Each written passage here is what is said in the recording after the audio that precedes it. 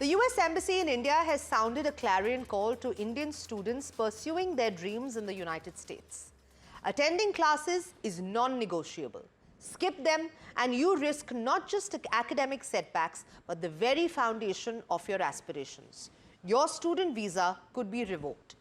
Worse still, such missteps could jeopardize your eligibility for future US visas, potentially derailing your career and life plans. Now, these rules aren't new, but this isn't just a routine advisory. It's a wake-up call for thousands of Indian students who carry the weight of family expectations, financial sacrifices, and cultural pride as they navigate life abroad, especially against the backdrop of heightened US immigration enforcement.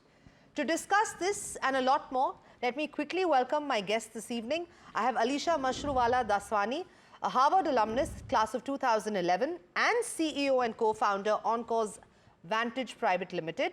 Rajesh Sani, founder and CEO, GSF Accelerator. Thanks so much to both of you for joining me this evening. Rajesh, I'm going to come to you first.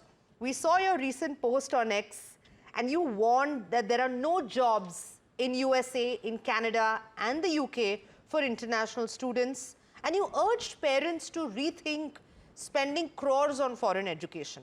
Now, given the US Embassy's advisory about visa revocation for skipping classes, how can Indian students ensure that they maximize their academic experience in the US to remain competitive in what you're saying is a shrinking job market? You see, first, let me put it on record that I believe US education is the best in the world, especially the university education, especially the top 50 colleges and universities. They set the standard of education. Now, let's look at the goal of education. So far, there are two primary goals. Education for the sake of education, education that makes you better human beings. And the second is education to get jobs.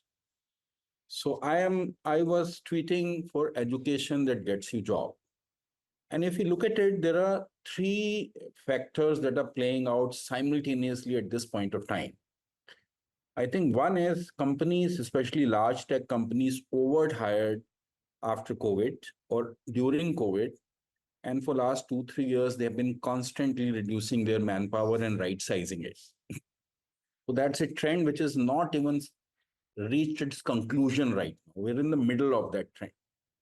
The second trend is, which is because of this generative AI, it is uncertain as to how it will play out. It feels like that it will eat away lots of jobs while it will create concentrated opportunities for high-end jobs. And we are beginning to see early impact of this technology on the entry-level jobs. And the third is the US immigration, how it's getting structured. And it happened in Trump 1. Then Biden continued with most of those policy. And now Trump 2 era is further hardening the job opportunities as well as restricting the ability of the students to get the maximum out of their education in US. All these three factors are coming as a perfect storm at the same time for most of the Indian students or international students going to these colleges. So that was the context in which I tweeted. While I still maintain the quality of US education remains unbeaten by any other system in the world. Okay, fair point. Let me come to Alisha now. Alisha, I'm guessing you have guided students to the top US universities. And right now, what advice are you giving your students currently enrolled there and also those that are aspiring to go? Are we even keen on sending children to America anymore? I think to start, I will definitely second Mr. Rajesh's point on, the fact that the US top universities definitely provide the best holistic education, right? So not just focusing on the academic piece, but just generally development and things like that.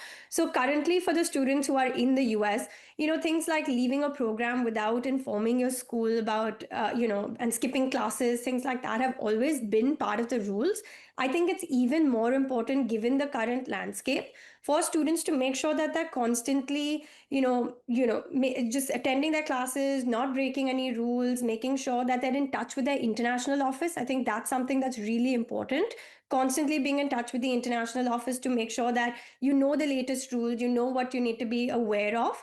So that's the advice we're actually giving students who are currently there, and potentially also prospective students who will be going this year.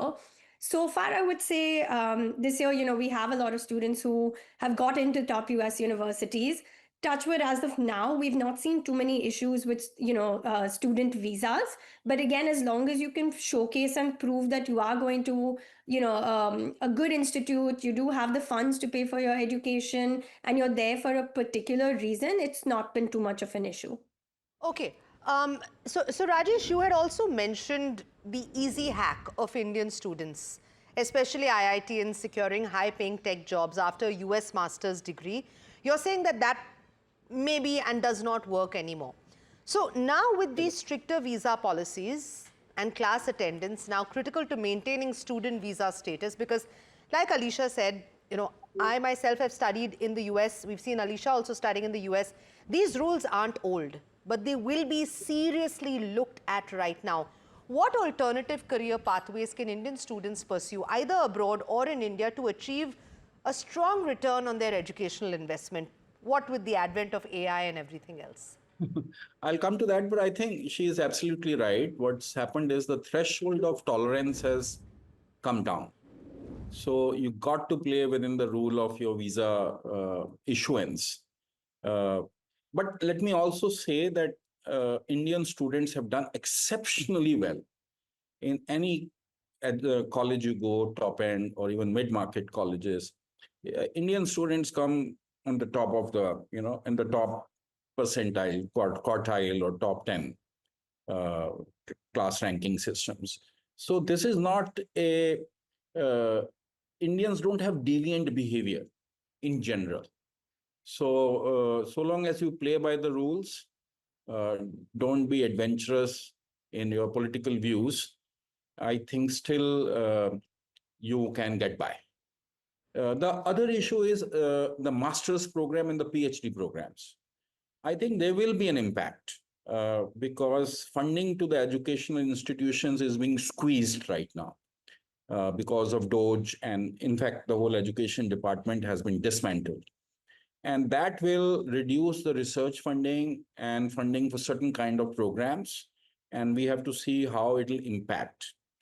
The third is recruitment by the big tech, which is also stalled. And that will have particularly impact on MTech students. In fact, it may even impact certain PhDs. So that is something that will play out in the next 1 or 2 years as the funding squeeze happens on the educational institutions. But that doesn't mean that students, the bright students, don't have opportunities in India or opportunities elsewhere. So opportunities are always there for enterprising students, brighter students. Companies are always looking to hire them. But generally, even in India, we have seen not all IITians are getting jobs now, right? Last year, I recruited a few from IITs. Was a tough year, including in IIT Delhi, right? So maybe because we opened too many IITs too soon, but this is a particularly bad time. So you have to be on the top of your game to get a great job. You also have to become entrepreneurial in your mindset uh, uh, to do something alternative. You also have to realize there is a huge gig economy. So while you may not get a job in the way you think you should get a job, you can make a lot of money participating in the gig economy.